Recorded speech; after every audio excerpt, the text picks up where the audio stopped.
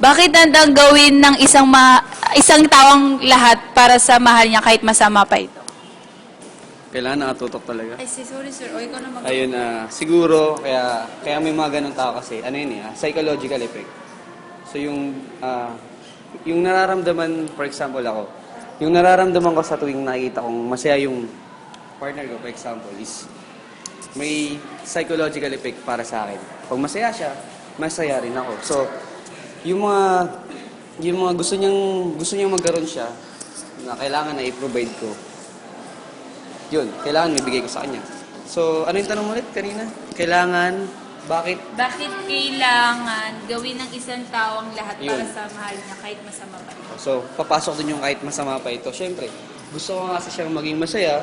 So, ang mangyayari doon, kahit na hindi ko kayang i-provide, gagawa ko ng paraan kahit masama pa yun, o ikakapahama ko pa yun. Basta lang maging masaya yung partner ko.